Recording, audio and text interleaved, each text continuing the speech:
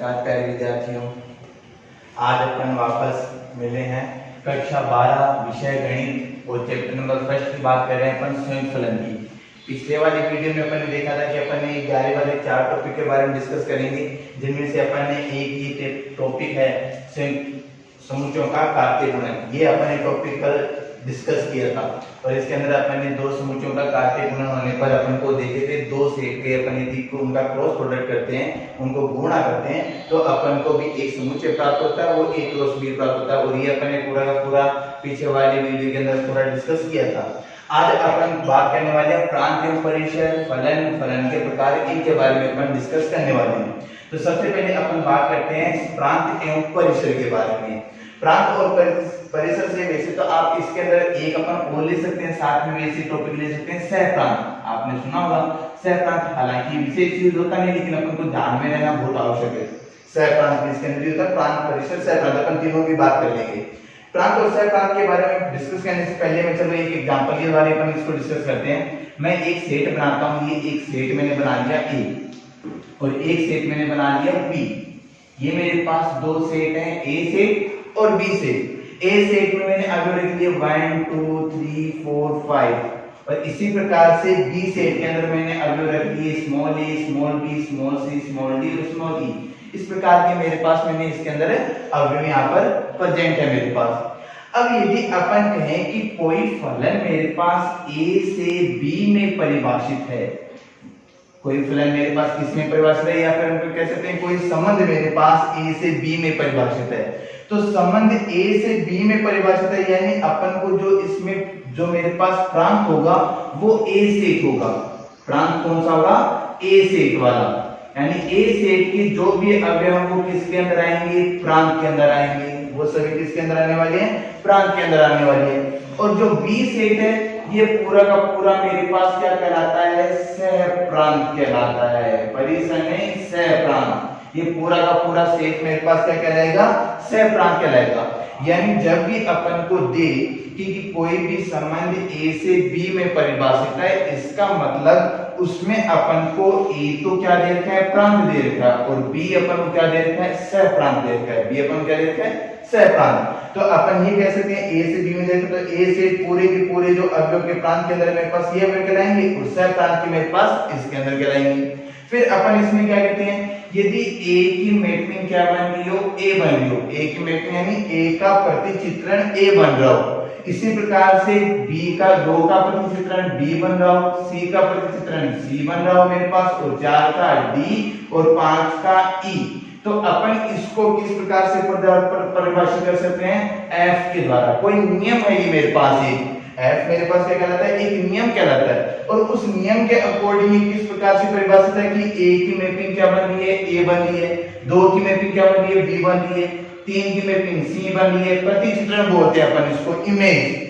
Image भी बोलते हैं, प्रतिचित्रण भी बोलते हैं, मैपिंग भी बोलते हैं। तीनों चीज अपन इसके अंदर बोलते हैं कि ए की इमेज क्या बन रही है? ए बन रही है। 2 की इमेज क्या बन रही है? बी बन रही है। 3 की इमेज सी बन रही है। 4 की इमेज डी बन रही है और 5 की इमेज ई बन रही है। और किसके अकॉर्डिंग? एफ जो एक अपन को नियम दे रखा होगा उसके अकॉर्डिंग अपने पास क्या बन रही है? ये इसके अंदर इमेज बन रही है अपने पास। यानी कोई भी अपने एग्जांपल ये कि एबीसी बन रहे हैं। जैसे कि मैं यहाँ पर रख लूं, जैसे f बराबर मैं एक ऐसा रख लूं x + 1 और यहाँ पर मैं रख लूं कि a की जगह मैं यहाँ पर रख लिया 2 3 4 5 6। तो ये अब मैं इस फंक्शन के अंदर x का मान क्या रखूंगा? 1। तो मेरे पास f का मान कितना आएगा? 2। यानी इसकी a की मैपिंग क्या बनेगी? 2 बनेगी। इसी प्रकार से 2 की मैपिंग क्या बनेगी? 3 बनेगी। 3 की मैपिंग 4, 4 की मैपिंग 5, 5 की मैपिंग 6। इस प्रकार से मेरे पास कोई भी नियम दिया होगा, जैसे मैंने यहाँ पे तो x + 1 माना है, हो सकता है यहाँ पे 3x + 2, तब मेरे पास यहाँ पे कोई दूसरी संख्या के द्वारा संबंधित हो जाएगा। इसकी इमेज क्या बन जाएगी? दूसरी इमेज बन जाएगी। तो इस प्रकार से मेरे पास अलग-अलग मैपिंग बनेगी और वो किसके अकॉर्डिंग मिलेंगी? जो भी अपन को यहाँ पे नियम दे दिया होगा f का, जो भी अपन को f मिलेगा उसके अकॉर्डिंग यहाँ पर अपन को इमेज प्राप्त रहेगी। तो अपन यहाँ पे तो सिंबल मान लिए a b c d की मेरे पास a की इमेज a बन रही है, 2 की मेरे पास b बन रही है, 3 की c बन रही है, 4 की d, 5 की e। इस प्रकार से मेरे पास इनकी इमेज बन रही है। तो यहाँ पे अपन क्या कहते हैं कि ये प्रत्येक अवयव तो मेरे पास क्या कहलाता है? प्रांत कहलाता है। और ये प्रत्येक अवयव इसके अंदर जो बी समुच्चय के अंदर होगा वो मेरे पास क्या कहलाएगा? सह प्रांत कहलाएगा। अब अपन इसमें क्या कहते हैं, अब इसको यदि अपन क्रमिक युग्म के रूप में परिभाषित करना चाहे तो अपन इसको क्या लिख सकते हैं, f इस प्रकार से लिख सकते हैं। अपन क्रमिक युग्म के अंदर इसको लिखना चाहें तो f ऑफ x बराबर अपन इसके अंदर लिख सकते हैं कि एक की मैपिंग a बन रही है, ये लिख सकते हैं एक की मैपिंग क्या बन रही है a। इसी प्रकार से दो की मैपिंग b, तीन की मैपिंग c, चार की मैपिंग d और पांच की मैपिंग e।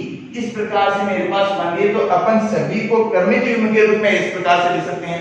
और इसके अंदर जो पहला वाला अवयव वो अपने पास क्या कहलाता है, प्रांत कहलाता है। वो मेरे पास क्या कहलाता है, प्रांत। और जो मेरे पास बाद वाला अवयव दे रखा है तो वो मेरे पास क्या कहलाता है, सह प्रांत तो कहलाता है। लेकिन यदि मान लो कि इसके अंदर ये मेरे पास प्रत्येक अवयव सह प्रांत कहलाएगा, लेकिन यदि क्रमिक युग्म के रूप में अपन को प्रत्येक अवयव की मैपिंग प्राप्त हो रही है तो वो मेरे पास अवयव, इसके अंदर जो मेरे पास अवयव वो क्या कहलाता है, परिसर कहलाता है। अब आप कहोगे सर इसमें तो प्रांत और परिसर मेरे पास एक ही बात होगी। बिल्कुल यहाँ पर एक ही बात होगी। अब सपोज करो मेरे पास नियम ही रहता x+1 और इसके अंदर b सेट में मेरे पास -1 अवयव और होता। इस सेट के अंदर मान लो मैंने नियम लिखा x+1 तो यहाँ पे 1 की वैल्यू मेरे पास 2 बनेगी, 2 की 3 बनेगी, 3 की 4 बनेगी, 4 की 5 बनेगी, 5 की 6 बनेगी। और इस सेट के अंदर मेरे पास एक अवयव -1 भी दे रखा है, 0 भी दे रखा है, 7 भी दे रखा है। ये सेट भी मेरे पास दे रखे हैं। तो ये पूरा सेट तो मेरे पास क्या कहलाएगा, सह प्रांत कहलाएगा। बी सेट तो मेरे पास पूरा क्या कहलाएगा, सह प्रांत कहलाएगा। लेकिन -1 0 7 ये किसी की मेरे पास इमेज बन रही है क्या, ये किसी की इमेज नहीं बन रही। तो अपन कहेंगे कि जो मेरे पास जिनकी इमेज बन रही है तो अपन जो इमेज बन रही है वो सभी अवयव मेरे पास क्या कहलाते हैं, परिसर कहलाते हैं। वो सभी अवयव मेरे पास क्या कहलाते हैं, परिसर। और जो इमेज नहीं बन रही या फिर मेरे पास इस सेट के अंदर है वो सभी मेरे पास क्या कहलाते हैं, सह प्रांत कहलाते हैं। एक बार मेरी बात को दोबारा ध्यान से सुनो। अपन क्या कहते हैं, प्रांत, सह प्रांत और परिसर, ये तीन चीजें है अपने पास। तो पहली बात तो प्रांत की, तो प्रांत में तो अपन कहते हैं कि ए सेट के अंदर जो प्रत्येक अवयव वो क्या कहलाते हैं, प्रांत कहलाते हैं। ए सेट के अंदर जितने भी अवयव होंगे वो अपने पास क्या कहलाएंगे, प्रांत कहलाएंगे। बी सेट के अंदर जो भी अवयव होंगे वो सभी क्या कहलाएंगे, सह प्रांत कहलाएंगे। बी सेट के अंदर जो भी अपने पास अवयव होंगे वो क्या कहलाएंगे, सह प्रांत कहलाएंगे। और इसके अंदर प्रत्येक अवयव की जो मैपिंग वाले अवयव बन रहे हैं, जो मैपिंग वाले अवयव बन रहे हैं वो क्या कहलाते हैं, परिसर कहलाते हैं। वो अवयव क्या कहलाते हैं, परिसर कहलाते हैं। आप इन एक बार ए बी सी डी इनको छोड़ो और ये फंक्शन इस नियम के अकॉर्डिंग आप जान लो। ए की मैपिंग क्या बनी, 2, 2 की क्या बनी, 3, 3 की 4, 4 की 5 और 5 की 6। इसके अंदर -1 0 7 ये भी मेरे पास है। तो अपन तो इसके अंदर प्रांत वाले अवयव तो क्या करते हैं, प्रांत का सेट अपन बना सकते हैं कि मेरे पास 1 2 3 4 5 ये तो मेरे पास क्या है, इस फंक्शन का प्रांत है। यदि अपन इसके परिसर की बात करें तो परिसर के अंदर अपन बता सकते हैं कि परिसर में मेरे पास 2 3 4 5 6 ये मेरे पास क्या है, परिसर के अंदर है। ये सभी यानी ये अवयव किसी न किसी अवयव की मैपिंग बन रही है। ये सभी अवयव परिसर में अपन लिख रहे हैं तो इसका मतलब क्या है, ये सभी ने किसी न किसी अवयव की अपने पास क्या आ रही है, किसी न किसी अवयव की मैपिंग बन रही है। वो सभी अवयव क्या करेंगे, परिसर कहलाएंगे। और सह प्रांत में मेरे पास अवयव कौन से आएंगे, सह प्रांत में मेरे पास बी सेट के अंदर जो भी अवयव हैं, बी सेट के अंदर जो भी अवयव है यानी 2 3 4 5 6 -1 0 7 ये सभी अवयव बी सेट में जितने भी अवयव हैं वो सभी अवयव मेरे पास क्या कहलाएंगे, सह प्रांत कहलाएंगे। ये सभी मेरे पास क्या कहलाएंगे, सह प्रांत कहलाएंगे। अब बिल्कुल आप इससे एक बात और भी समझ सकते हो, वो क्या कि सह प्रांत है वो हमेशा किसके अंदर होगा, इस जो परिसर है वो हमेशा किसके अंदर होगा, इस सह प्रांत के अंदर ही होगा। जो अपन के कहते हैं कि परिसर है वो हमेशा किस सेट के अंदर होगा, इस बी सेट के अंदर होगा। यानी मैं कह सकता हूं कि जो परिसर इसका जो भी मिलेगा वो हमेशा हमें इसका सबसेट ही मिलेगा, किसका, सह प्रांत का। सह प्रांत का क्या मिलेगा, सबसेट। अपन कहते हैं ना यदि इसका प्रत्येक अवयव इसके अंदर सम्मिलित हो तो अपन इसको क्या कहते हैं, उपसमुच्चय कहते हैं। तो यानी ये मेरे पास जो परिसर है वो हमेशा किसका उपसमुच्चय होगा, सह प्रांत का उपसमुच्चय होगा। यानी अपन यहाँ पे ये बात लिख सकते हैं कि जो परिसर होता है, जो परिसर होता है वो सबसेट होता है किसका, सह प्रांत का।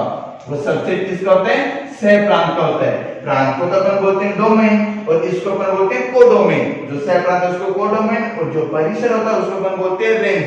ज्यादातर अपन प्रांत और परिसर की बात करते हैं, यानी डोमेन और रेंज इनकी बात करते हैं। तो आपको ये बात ध्यान रखनी है कि जब भी अपन को यदि कोई फलन a से b में दे, तो जो a दे रखा है वो तो अपन क्या दे रखा है, प्रांत दे रखा है, b अपन क्या दे रखा है, सह प्रांत दे रखा है, और जो परिसर होगा वो b के अवयव में से ही कुछ होंगे, या तो सभी हो सकते हैं। मान लो मेरे पास ये -107 नहीं दिए होते तो मेरे पास प्रांत और सह परिसर दोनों बराबर ही होते। यदि मेरे पास इस सेट के अंदर -107 नहीं दिए होते तो प्रांत और सह प्रांत और परिसर बराबर है कि नहीं है। लेकिन यदि मेरे पास इसमें यदि अवयव और भी दे दिए जो किसी भी इमेज की, किसी भी अवयव की मेरे पास मैपिंग नहीं बन रही, तो यानी मेरे पास क्या हो जाएगा, बाद में सह प्रांत बड़ा हो जाएगा, परिसर क्या हो जाएगा, छोटा हो जाएगा, क्योंकि मेरे पास परिसर के अंदर ये अवयव नहीं आ रही। तो अपन को ये बात ध्यान रखनी है कि इसके अंदर मेरे पास सह प्रांत हमेशा या तो परिसर के बराबर होगा या परिसर से बड़ा होगा। इसलिए अपन कह सकते हैं कि जो परिसर होता है वो सह प्रांत का क्या होता है, उपसमुच्चय होता है। वो सह प्रांत का क्या होता है, उपसमुच्चय। तो ये बात अपन को ध्यान रखनी है। उसके बाद में अपन इसके अंदर नेक्स्ट के अंदर आते हैं फलन के अंदर, कि फलन क्या होता है। तो वैसे तो मैं अभी आपको बताया था कि जो फलन f अपन को दे रखा है वो वास्तव में क्या होता है, एक नियम होता है। लेकिन फिर भी अपन यहाँ पे इसकी देखो डेफिनेशन दे रखी है, अपन इस डेफिनेशन के अकॉर्डिंग इसको समझते हैं कि अपन को इसके अंदर क्या क्या दे रखा है। इस डेफिनेशन में अपन को लिख रखा है कि जो जो फलन है, फलन वैसे अपने चैप्टर जो अपन की क्लास 11 थी उसके अंदर एक्सरसाइज नंबर 2.3 के अंदर दे रखा था पूरा का पूरा फलन और फलन के प्रकार इसके अंदर अपन दे रखे हैं। लेकिन अपन यहाँ पे इसके अंदर दोबारा चर्चा कर लेते हैं फलन की।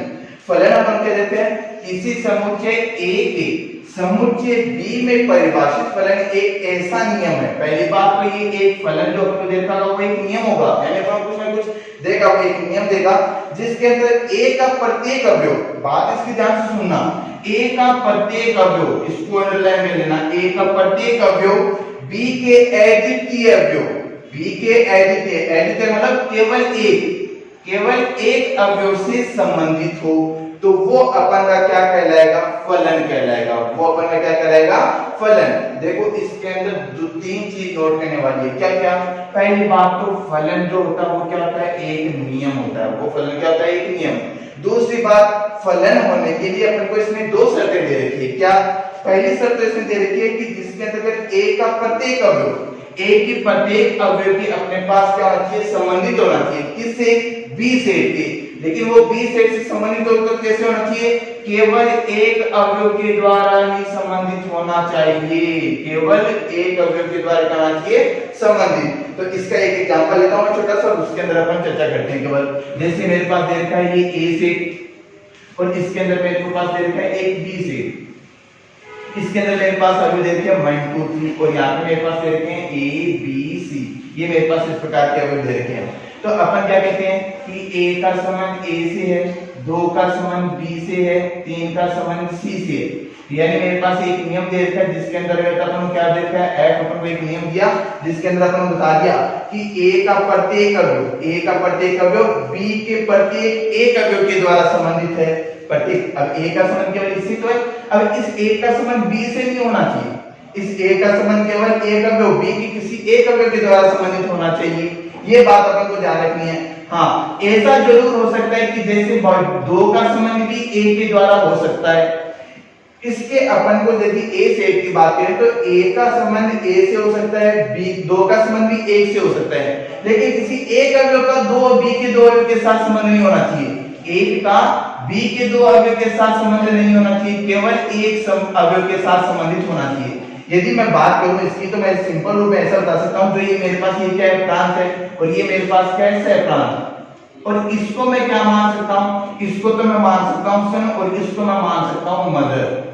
अब मदर कैसे, देखो एक सिंपल सी बात समझो कि जैसे मैं कह सकता हूं कि मेरे पास ये एक अवयव है, इसका इन दो अवयव के साथ संबंध नहीं होना चाहिए, दो के साथ संबंध नहीं होना चाहिए। तो आप बताओ, एक पुत्र की दो माएं हो सकती है क्या, एक पुत्र की दो माएं नहीं हो सकती। लेकिन अपन ये बात जरूर कह रहे हैं कि एक मदर, यानी इसमें बी जो अपन कह रहे हैं, ये इनके दो पुत्र जरूर हो सकते हैं, इनके दो पुत्र अपने पास जरूर हो सकते हैं। यानी एक अवयव का इससे दो अवयव के द्वारा संबंधित नहीं होगा, लेकिन बी का किन्हीं भी दो अवयव के साथ, बी का दो अवयव के साथ, तीन अवयव के साथ कितने के साथ संबंध हो सकता है, लेकिन इसके ए सेट के प्रत्येक अवयव का केवल एक के द्वारा ही संबंध होना चाहिए। ये बात अपन को किसके अंदर कहते हैं, फलन के अंदर कहता है। फलन के अंदर ए का प्रत्येक अवयव, इसमें कोई भी अवयव ब्लैंक नहीं रहना चाहिए। जैसे 4 है तो ऐसा नहीं होना चाहिए 4 की मैपिंग कुछ नहीं बन रही, तो ऐसा नहीं होना चाहिए। ऐसा नहीं होगा तो ये फलन नहीं होगा मेरे पास, ऐसा होगा तो फलन नहीं होगा। ए के प्रत्येक अवयव की मैपिंग बननी चाहिए, पहली बात तो ये। दूसरी बात अपन क्या कह रहे हैं कि दूसरी बात कह रहे हैं कि ए का प्रत्येक अवयव का केवल एक अवयव के द्वारा ही संबंध होना चाहिए, एक अवयव का केवल एक अवयव के द्वारा ही संबंध होना चाहिए। इसके अंदर ब्लैंक जरूर रह सकती है, तो इसमें अपन को कोई दिक्कत वाली बात नहीं है। तो ये बात अपन को इसके अंदर ध्यान रखनी है, और बाकी इसकी चर्चा अपन कल करते हैं।